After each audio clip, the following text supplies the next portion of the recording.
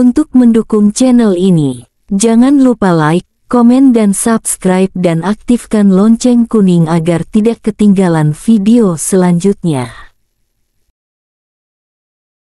Mata Fakih membulat sempurna, tidak percaya dengan apa yang dilihatnya. Saat ini istrinya itu memakai baju dinas malam yang sangat menggoda imannya. Ia bukan pria polos yang tidak tahu maksud istrinya itu. Fakih ingat baju itu seperti isi kado yang diberikan Yudas saat di hari pernikahannya. Fakih mengalihkan pandangannya ketika Sifa menatapnya dengan menggoda. Ia berjalan masuk ke kamar mandi. Raut wajah Sifa langsung berubah cemberut. Ia kesal mengapa tidak ada respon sama sekali dari suaminya. Seolah-olah tidak tertarik padanya, padahal ia sudah memakai lingerie yang menurutnya sudah terlihat seksi. Udah seksi kayak gini dianggurin, jangan-jangan Gus Fakih gak normal. Tapi kalau gak normal gak mungkin, kan tadi sore ngajak mandi bareng. Mungkin Gus Fakih mau ganti baju dulu. Ya udah deh, Sifa tunggu aja. Sifa duduk di kursi depan cermin rias, sembari menunggu suaminya keluar. Ia membaca-baca buku catatannya saat di pesantren dulu. Ia membaca bagian tentang sunah-sunah sebelum melakukan hubungan suami istri. Ia sudah mempelajari kitab berisi tentang itu saat di pesantren. Ia hanya ingin mengingatnya lagi karena ada bagian doa dan niat yang ia lupa. Tidak berselang lama Fakih keluar kamar mandi. Mata Sifa lalu menyorot ke arah suaminya. Seperti biasa suaminya itu memakai kaos polos saat akan tidur, tapi ia heran kenapa Fakih memakai bawahan sarung, biasanya memakai celana sebatas lutut. Sifa mengerutkan keningnya saat melihat Fakih mengambil sajadah dan memakai peci. Ia jadi bingung suaminya akan sholat apa di jam segini. Bukankah Fakih sudah sholat Isya berjamaah di masjid? Oh, sekarang Sifa tahu pasti suaminya akan melaksanakan sholat witir. Masih punya wudhu? Tanya Fakih sambil memberikan mukena pada istrinya. Sifa semakin bingung sekarang. Ia hanya menggelengkan kepalanya karena memang wudhunya sudah batal sejak tadi. Wudhu dulu gih sana. Kita sholat, ucap Gus Fakih lagi. Sifa menerima mukena yang suaminya berikan. Oh, Gusnya ngajak Sifa sholat witir, ucap Sifa dengan nada bicara seperti bertanya karena ia masih bingung. Bukan sholat witir, jawab Gus Fakih. Hah, terus sholat apa? Tuan putriku, kamu pakai baju seperti ini berniat meminta nafkah batin ke saya, kan? Dan memberi hak suami pada saya, jadi kita sholat sunnah dulu ya sebelum melakukan itu. Jelas Fakih. Sifa terdiam. Kenapa ia jadi malu? Ia kira suaminya itu tidak peka terhadap keinginannya. Ia menunduk saling menautkan jari-jarinya. Tiba-tiba ada rasa takut yang muncul, tapi kenapa? Padahal tadi ia sudah siapkan mental untuk melakukan hal yang dimaksud suaminya tadi. Kenapa diem?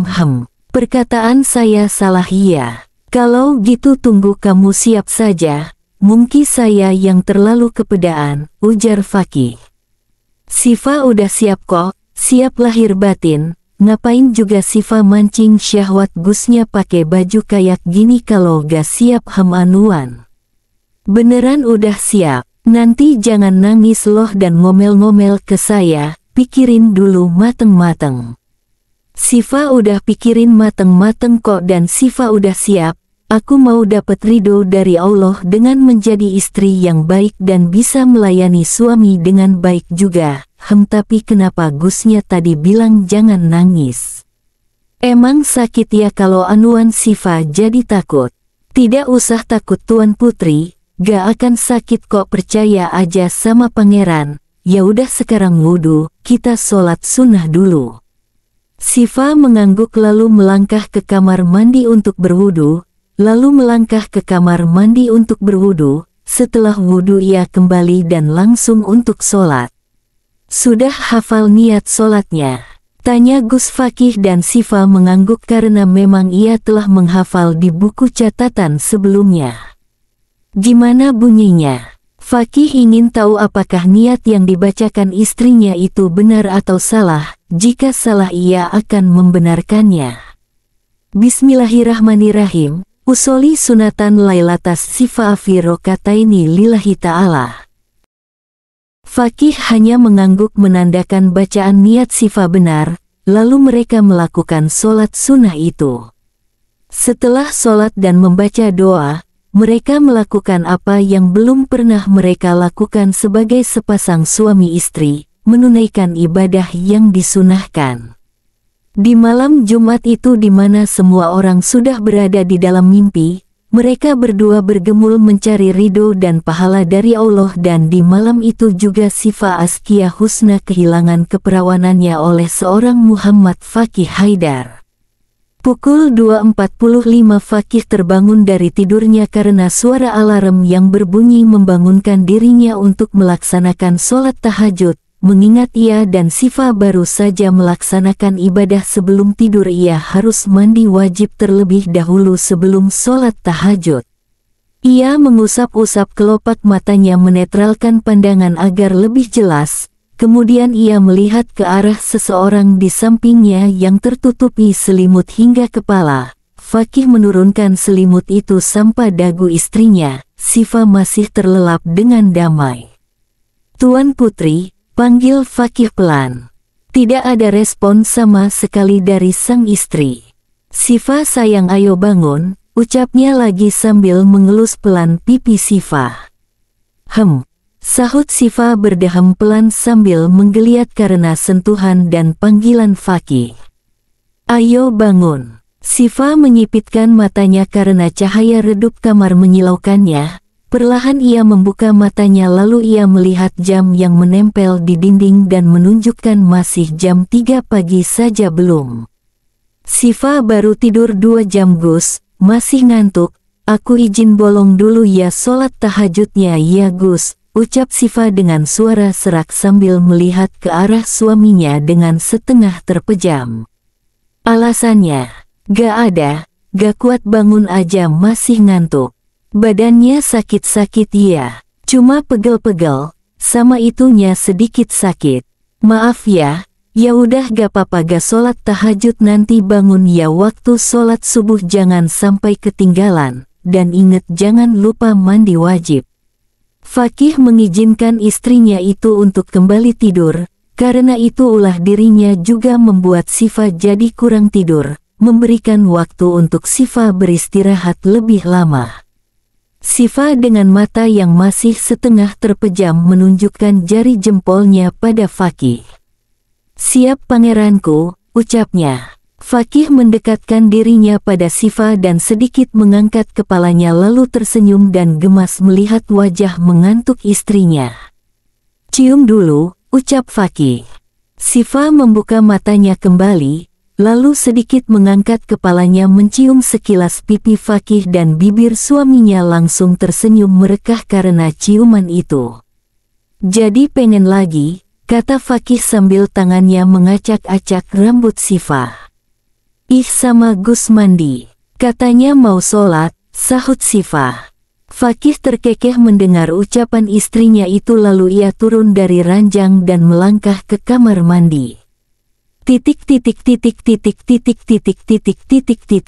Fakih kembali dari masjid setelah sholat subuh dan mengisi kajian. Ia menghela nafas karena melihat istrinya yang masih ada di balik selimut. Apa istrinya itu sudah sholat subuh atau belum? Saat akan membangunkan istrinya ia melihat kertas di atas nakas yang berisi tulisan Sifa. "Gus, Sifa udah mandi wajib dan sholat ya. Sifa izin tidur lagi ya soalnya tadi abis baca Quran kepala Sifa tiba-tiba pusing. Tapi Gus gak usah khawatir ditidurin pasti sembuh lagi pusingnya. Nanti kalau Gusnya udah pulang bangunin Sifa aja." Fakih menaruh surat itu kembali di atas meja samping tempat tidur. Tangannya beralih membuka selimut yang menutupi wajah istrinya yang terlelap damai. Ia merapikan rambut Sifa yang menghalangi wajah istrinya. Raut wajah Fakih langsung berubah panik kala melihat wajah Sifa yang pucat. ia menaruh tangannya di atas kening Sifa mengecek suhu badan istrinya. Astagfirullah, Sifa sayang, kamu demam, lirih Fakih. Fakih menempel pada pipi Sifa lalu memegang tangan istrinya. Semua tubuh Sifa panas membuatnya semakin panik dan khawatir. Fakih mengambil alat pengecek suhu badan dari dalam kotak obat lalu memasukkannya ke mulut Sifa. Beberapa menit kemudian Fakih mengeluarkannya dari mulut Sifa lalu melihat suhu tubuh yang sudah terdeteksi. Alat itu menampilkan suhu tubuh Sifa 39,4 derajat Celcius. Astagfirullah, suhu tubuhnya tinggi, ucap Fakih. Fakih berlari keluar kamar mengambil air untuk kompresan. Saat di dapur ia bertemu dengan Uma Fitri yang sedang menyiapkan bahan masakan. Fakih mengambil wadah kecil lalu menuangkan air panas dan dicampuri air dingin sedikit. "Buat apa nak?" tanya Uma Fitri yang sejak tadi memperhatikan gerak-gerik anaknya. "Mau kompres Sifa, dia demam Uma," jawab Fakih. "Astagfirullah, kenapa bisa demam?" Uma Fitri pun jadi ikut khawatir mendengar jawaban anaknya bahwa menantunya itu sedang demam. "Gak tahu Uma." Fakih balik ke kamar. Iya, nanti Uma telepon dokter keluarga." Fakih mengangguk lalu melangkah ke arah kamar, lalu ia langsung mengompres istrinya. Ia menggosok-gosok tangan Sifa memberi kehangatan karena tubuh istrinya tiba-tiba menggigil kedinginan namun suhu tubuhnya masih panas. "Sayang, Sifa," panggilnya namun tidak ada respon dari sang istri membuatnya semakin khawatir. Tok tok tok, terdengar suara ketukan pintu kamar. Itu pasti Umanya yang ingin mengecek keadaan Sifa. "Masuk Uma," ucap Gus Fakih sedikit keras agar orang di balik pintu dapat mendengarnya. Ternyata benar itu Uma Fitri. Wanita paruh baya itu langsung mendekat ke arah Sifa yang terbaring di ranjang dengan wajah pucat. Uma Fitri menempelkan tangannya pada kening Sifa yang terdapat kain kompresan. "Astagfirullah, panas banget. Kamu apain nih menantu Uma sampai demam tinggi gini?" "Jaga yang baik toh istrinya," cerocos Uma Fitri. "Fakih gak ngapain-ngapain Sifa Uma, cuma semalam kita itu garis bawah." Fakih memotong bicaranya. Ia malu jika harus bicara kalau mereka semalam melakukan pembuatan cucu untuk Uma dan Abi. Fakih memikirkan kata lain yang pas untuk mengatakannya. "Cuma apa Ki? Itu Uma, ibadah suami istri," ucap Fakih dengan pelan walaupun ia sudah memperhalus kata-katanya tapi ia tetap malu pada Umanya. Mendengar itu Uma Fitri tersenyum mengerti maksud ucapan anaknya itu. "Kamu main kasar ya?" "Enggak Uma." Fakih pelan-pelan kok. "Terus kenapa Sifa sampai demam kayak gini?" "Tidak tahu Uma. Waktu jam 3 Fakih bangunin Sifa gak kenapa-kenapa. Dia cuma bilang pegel-pegel dan ngantuk. Awas aja kalau menantu Uma kenapa-kenapa." Pukul 8 pagi dokter yang ditelepon Uma Fitri baru saja datang. Dokter wanita bernama Alisa itu sekarang sedang memeriksa keadaan Sifa yang sejak tadi suhu tubuhnya tidak turun dan tidak sadarkan diri juga. Dokter Alisa menyuruh Gus Fakih dan Uma Fitri untuk menunggu di luar kamar saja, dan mereka pun menurut. Saat menunggu kabar dari Dokter Alisa di ruang keluarga Umi Sifa dan Aisyah datang, mereka berdua juga ikut khawatir saat dikabarkan oleh Uma Fitri keadaan Sifa. Jadi mereka memutuskan untuk datang ke pesantren. Tadinya ayah Sifa ingin ikut namun ada rapat mendadak di perusahaannya. "Bagaimana keadaan Sifa?" tanya Umi Anisa. "Sekarang Sifa sedang diperiksa Dokter Alisa di kamar," jawab Uma Fitri. "Semoga Sifa baik-baik saja ya," ujar Umi Anisa. "Amin." Kiara yang kamarnya bersebelahan dengan kamar Sifa dan Gus Fakih langsung keluar karena terdengar obrolan-obrolan di luar kamar di pagi hari. Sejak tadi ia belum keluar kamar karena sedang membereskan barang-barang yang akan ia bawa pulang. Ada apa Gus? Tanya Kiara. Sifa sakit, jawab Fakih. Astagfirullah, terus sekarang keadaannya gimana? Sedang diperiksa dokter, balas Fakih singkat dan jelas. Jangan-jangan penyakit Sifa kambuh, gumam Kiara dalam hatinya. Gus Fakih sejak tadi hatinya tidak tenang, ia terus saja bolak-balik seperti setrikaan. Ia sangat khawatir dengan keadaan istrinya, ia terus berzikir dan berdoa dalam hatinya. Di kamar Dokter Alisa selesai memeriksa Sifa, ia menepuk-nepuk pipi Sifa membangunkan wanita yang sejak tadi tak sadarkan diri. Ia memberikan aroma minyak angin pada hidung Sifa namun tetap tidak ada respon. Sifa, hei bangun Syif. Masih tidak ada respon. Ia mengambil gelas yang berisi air di meja dekat ranjang lalu ia menuangkan sedikit air ke tangannya untuk ia percikan ke wajah Sifa, berharap dengan cara itu Sifa terbangun. Sifa, panggilnya lagi. Sifa bergumam pelan. Dokter Alisa bisa bernafas lega. Akhirnya Sifa merespon juga. Perlahan, sedikit demi sedikit mata Sifa terbuka, cahaya dari arah jendela yang terbuka menyilaukan pandangannya. Ia sedikit menyipitkan matanya melihat suasana sekitar. Sekarang pandangannya sudah normal dan netranya tertuju pada Dokter Alisa. Dokter Alisa, ucapnya.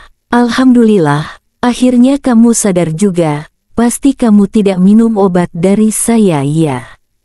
Ucap Dokter Alisa dan mendapatkan gelengan dari Sifa. Obatnya habis dok, Sifa gak sempet buat ke rumah sakit lagi beli obatnya, ujar Sifa. Ya udah nih minum obat ini dulu supaya demam kamu turun terus nanti minum obat biasanya ya, ini saya udah bawakan untuk kamu. Ucap Dokter Alisa sambil memberikan 2 butir obat pil yang ukurannya kecil. Sifa mencoba bangkit dari berbaringnya dengan dibantu oleh Dokter Alisa lalu ia sandarkan tubuhnya di kepala ranjang. Ia menerima obat yang diberikan Dokter Alisa lalu meminumnya. Setelah menaruh gelas di meja tangannya terulur memegang tangan Dokter Alisa, tatapannya sendu. Beberapa detik kemudian air matanya jatuh membasahi pipi.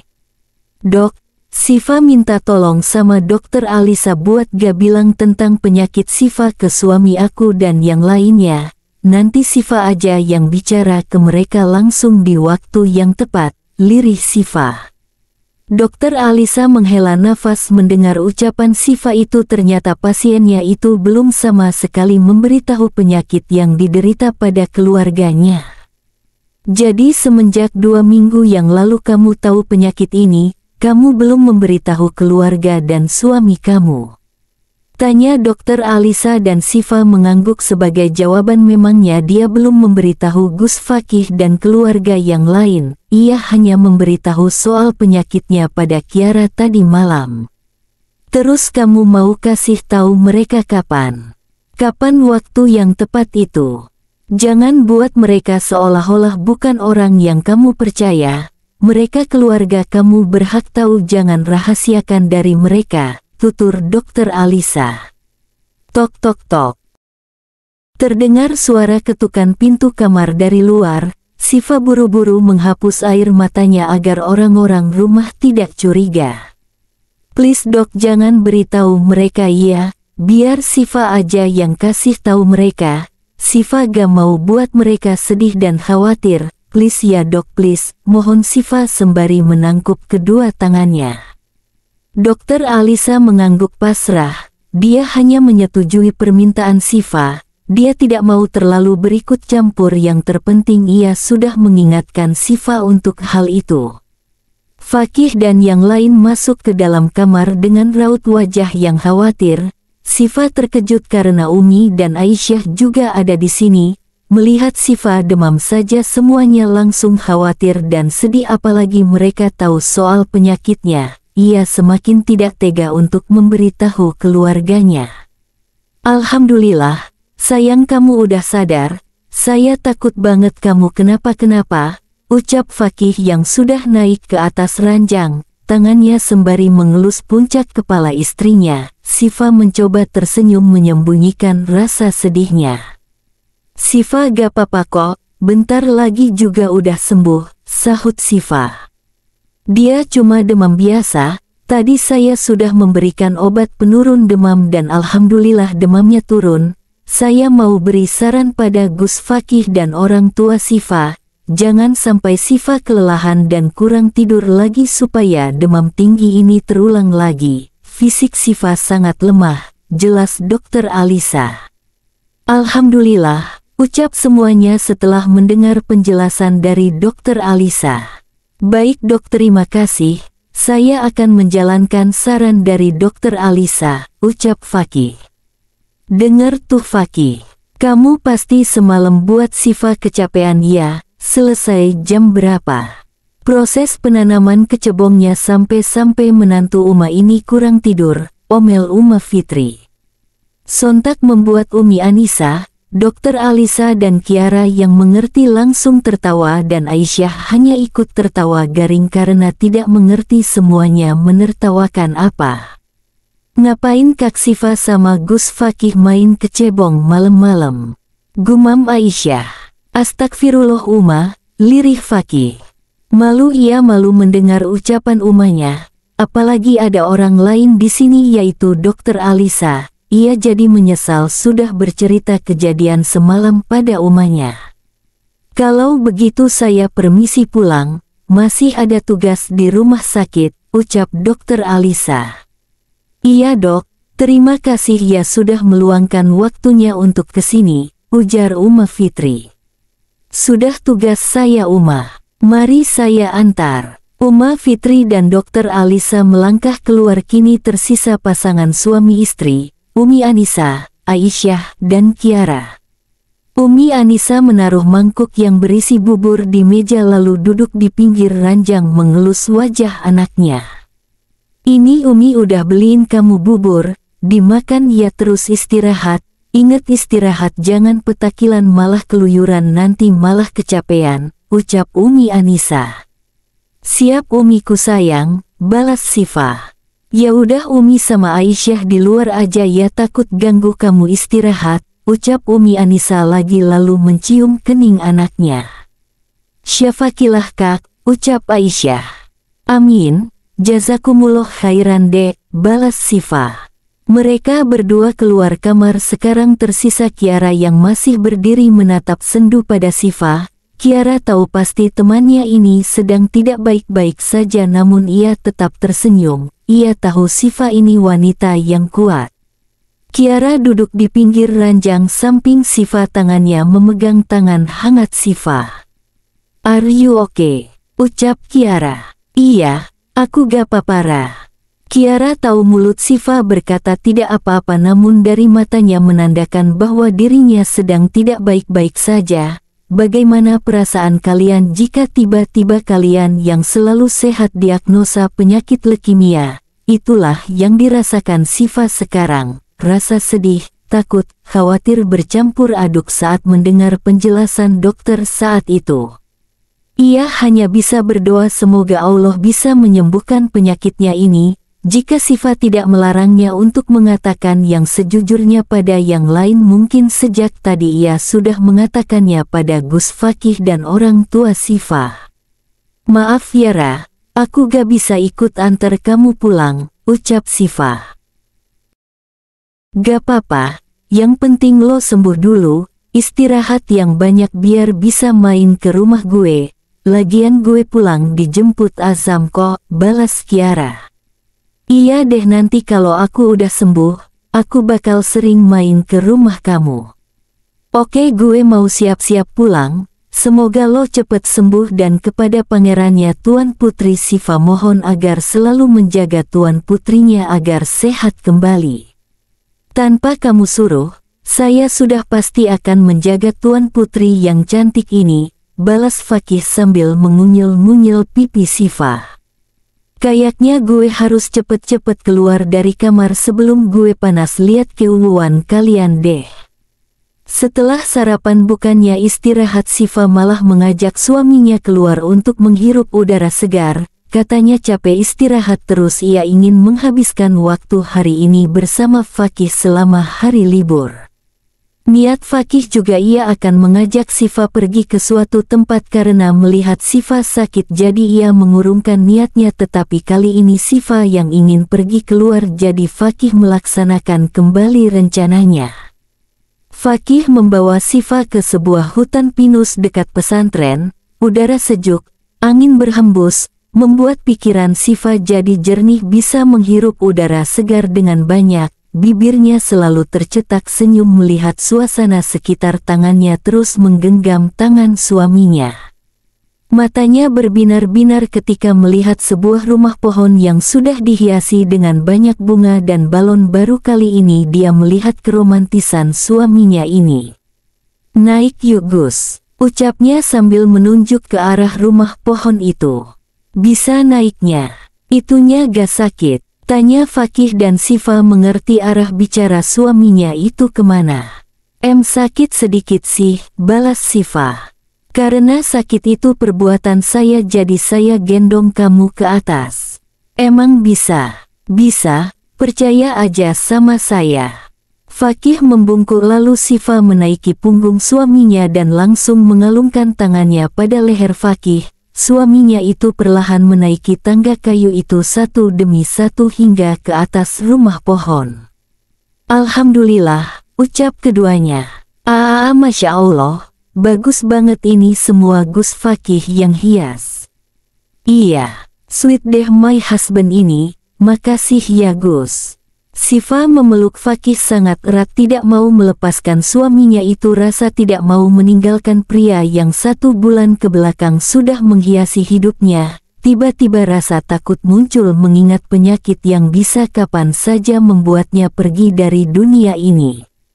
Sifa melepaskan pelukannya. Mereka berdua duduk sambil menikmati pemandangan dari atas dan menghirup udara yang segar. Sifa duduk di hadapan Fakih dan bersandar ke tubuh suaminya. Tangan Fakih melingkar di perut Sifa.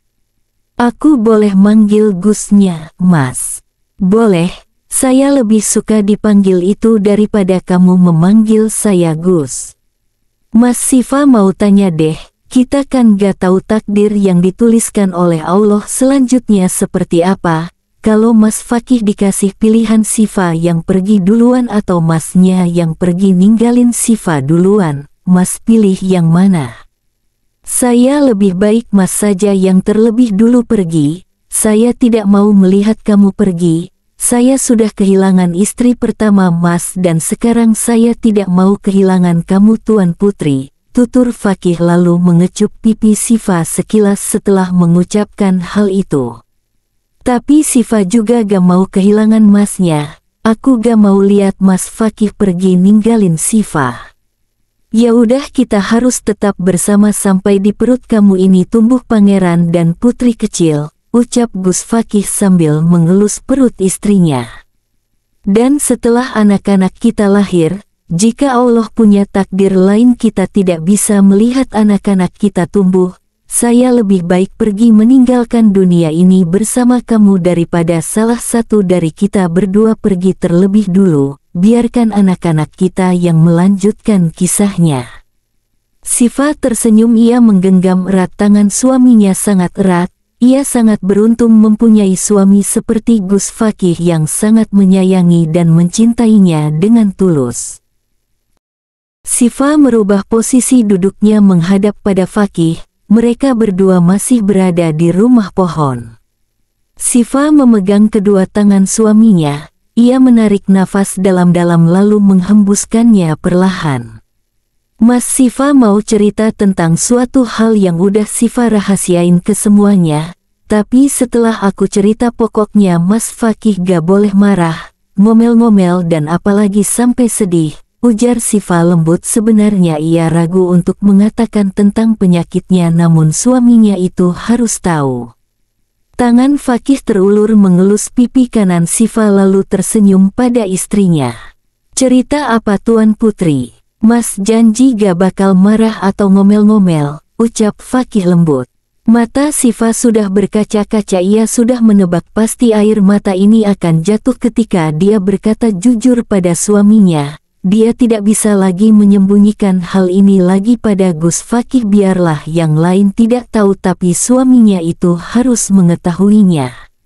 Sebenarnya aku sakit parah Mas, bukan demam biasa. Aku nyuruh dokter Alisa buat ngerahasiain ini semua ke Mas Fakih dan yang lain. Dokter Alisa bilang aku sakit leukemia Mas. Sifa tidak bisa membendung air matanya lagi. Setelah mengatakan itu air matanya langsung turun membasahi pipinya. Raut wajah Fakih langsung berubah.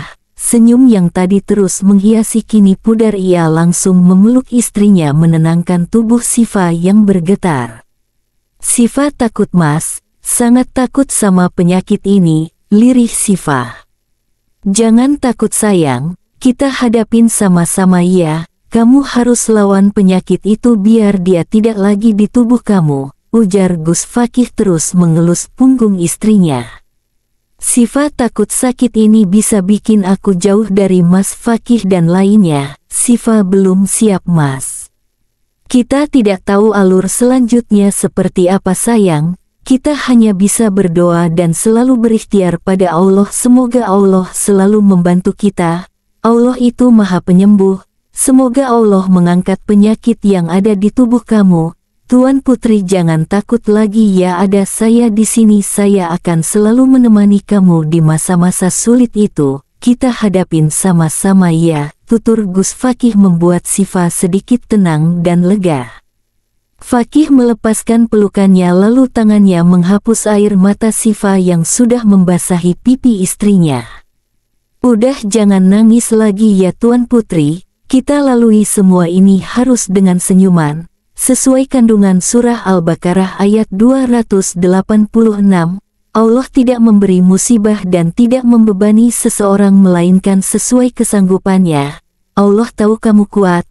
Allah tahu kamu mampu melewati ini semua, jadi jangan pernah takut pada sakit yang Allah beri ini. Mungkin Allah memberi kamu sakit untuk menggugurkan dosa-dosa dalam diri, ucap Fakih seraya dengan tersenyum.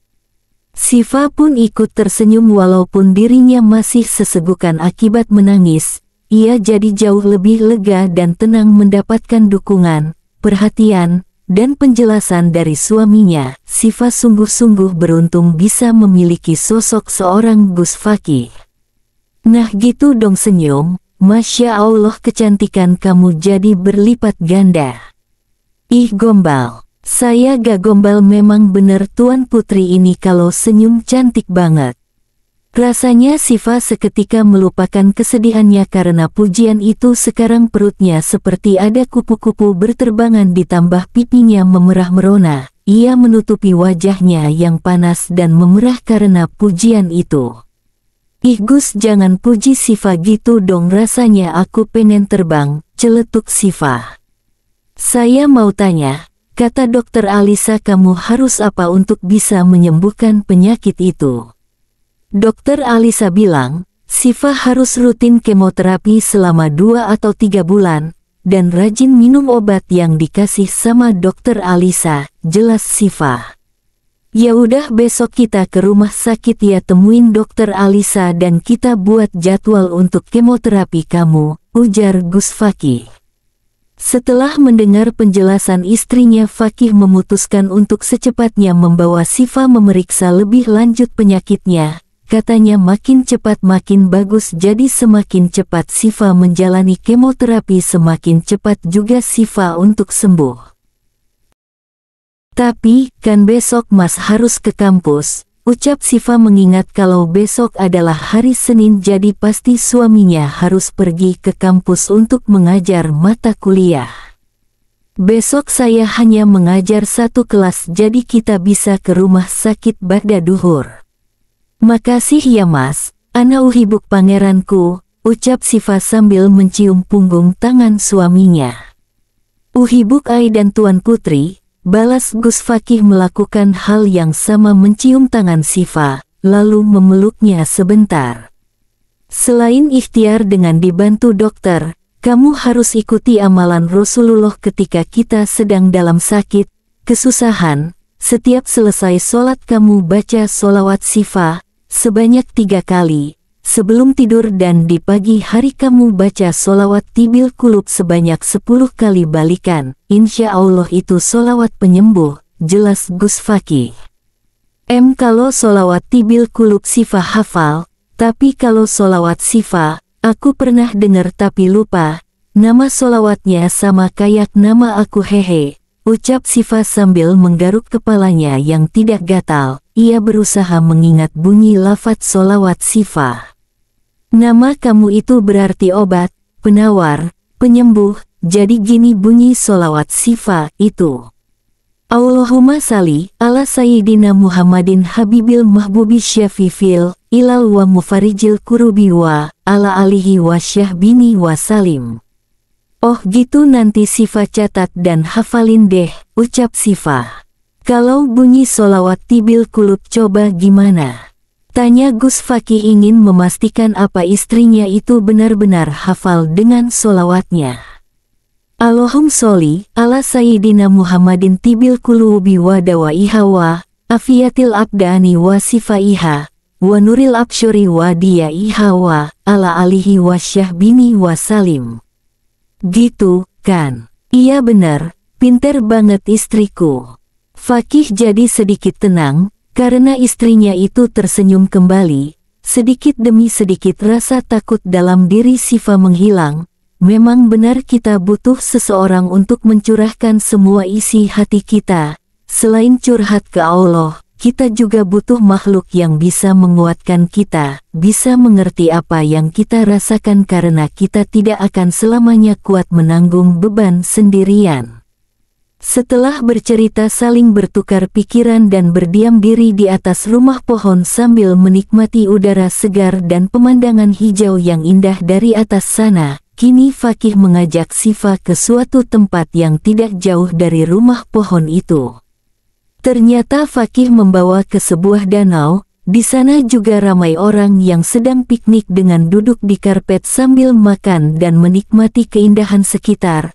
Ada banyak juga pasangan yang sedang menaiki perahu di danau itu. Sepertinya ini memang tempat wisata. Sifa baru mengetahuinya kalau ada wisata alam seperti ini di dekat pesantren. Banyak pasang mata yang memperhatikan mereka berdua. Mungkin karena pakaian yang mereka gunakan berbeda dengan yang lainnya, yang modis dan kekinian. Sifa hanya memakai gamis abaya berwarna hitam dan memakai hijab dengan warna hitam juga, sedangkan Gus Fakih memakai kemeja hitam dan bawahan sarung yang bermotif batik serta memakai peci hitam juga. Tapi mereka berdua tidak menghiraukan tatapan aneh orang-orang itu. Biarlah mereka bilang kalau ia dan suaminya tidak gaul karena pakaiannya. Mereka berdua dari kalangan pesantren berpakaian, kan seharusnya mengikuti syariat Islam bukan mengikuti zaman. Kita naik perahu yuk, ajak Gus Fakih. Ayo, abis naik perahu kita main ayunan ya Gus Mas, boleh kan?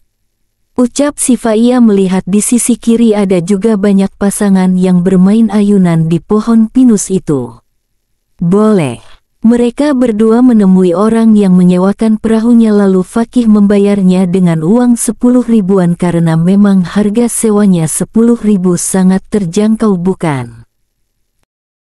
Fakih memegang tangan Sifa ketika naik perahu. Setelah Sifa sudah duduk nyaman di atas perahu, Fakih menyusul menaiki perahu itu. Mereka berdua duduk berhadapan. Fakih mulai mendayung perahunya. Perahu mulai berjalan ke tengah danau. Sifa sangat menikmati pemandangan danau yang indah ini. Sesekali tangannya menyentuh air. Kalau naik perahu gini, aku jadi keinget film My Heart zaman dulu. Lagi naik perahu terus ada lagu gini, bila kita mencintai yang lain. Fakih senang melihat Sifa yang selalu tersenyum. Ditambah Sifa menyanyikan lagu My Heart yang tak tentu nadanya dan bisa dibilang salah lirik juga, apalagi di bagian bahasa Inggrisnya, yang terdengar jelas hanya bagian My Heart, itu ujungnya saja. Ah, Sifa gak hafal lagunya. Gimana kalau kita duet solawat Mas? Sholawat Mugrom Sifa bagian awalnya dan Mas Fakih bagian ref. Soalnya Sifa belum bisa bagian ref. Saran Sifa agar suasana tidak hening. Boleh, ya udah kamu duluan yang mulai, jawab Gus Fakih. Sifa mulai bersenandung menyanyikan sholawat itu. Fakih jadi terbawa oleh suara lembut dan merdu itu, membuatnya jatuh cinta lagi pada istrinya. Mugrom. Kolbi bihubika mugrom, ya Mustofanal mukarom ya Rasulullah. Ayok lanjut mas. Kok sedikit, seharusnya 2 kali balikan, ujar Gus Fakih yang paham akan sholawatnya mungkin terbawa karena dia seorang vokalis hadroh. Terserah Sifalah, ayo lanjut mas. Balas Sifa, Fakih menurut saja daripada istrinya marah. Jamalak Mafits 9. Masyafit Mitsluh, Ain. Asar Fuadi, Wizat Widaadi, Badrit Duja Ya Zain. Fakih hanya menyanyikan sholawat sampai lirik itu saja, membuat Sifa mengerucutkan bibirnya. Mengapa suaminya itu malah berhenti padahal ia sedang menikmati suara merdu Gus Fakih? Kenapa segitu doang sih mas? Ujar Sifa. Tadi kamu juga hanya sedikit. Jadi saya juga begitu supaya seimbang dan adil, jelas Gus Fakih. Padahal Sifa lagi enak-enak dengerinnya Mas Fakih malah berhenti, omel Sifa lalu memalingkan wajahnya tidak mau menatap suaminya. Sama, saya juga tadi lagi menikmati suara kamu dan kamu juga malah berhenti. Balas Fakih lalu tangan kanannya beralih memegang dagu Sifa agar istrinya itu kembali melihat padanya. Jangan cemberut gitu dong, ucap Gus Fakih tapi Sifa tetap menampakkan wajah cemberut. Bibirnya jangan digituin, saya jadi pengen cium, bisik Fakih yang sudah mendekatkan wajahnya pada wajah Sifa. Sifa melebarkan matanya setelah mendengar ucapan Gus Fakih. Ia langsung memukul dada suaminya supaya menjauh dari wajahnya. Mas Fakih jangan modus, ini tempat umum, ucap Sifa membuat Fakih tertawa kecil sangat gemas melihat ekspresi istrinya. Di tempat umum gak boleh, berarti kalau di kamar boleh. Gak boleh. Udahan yuk naik perahunya, Sifa pengen banget main ayunan di sana. Siap Tuan Putri. Semua keinginan Tuan Putri akan pangeran kabulkan. Fakih mendayung perahu itu ke arah daratan. Setelah sampai mereka turun lalu melangkah ke arah ayunan. Sifa kegirangan saat sampai seperti anak kecil yang senang karena bermain ayunan. Sifa naik ayunannya dan Gus Fakih mendorong ayunan itu di belakang Sifa. Istrinya itu tertawa lepas melayang di ayunan. Dengan hal sederhana saja sudah membuat Sifa bahagia, ia tersenyum dan tertawa seakan tidak ada masalah berat dalam hidupnya. Setelah puas bermain ayunan, mereka bergandengan sambil berjalan melihat sekitar. Sesekali mereka berfoto di tempat spot foto yang sudah disediakan. Mereka seperti anak muda berpacaran yang sedang kencan. Kalau ini disebutnya pacaran versi halal tidak ada dosa dan malah mendapatkan pahala. Bersambung.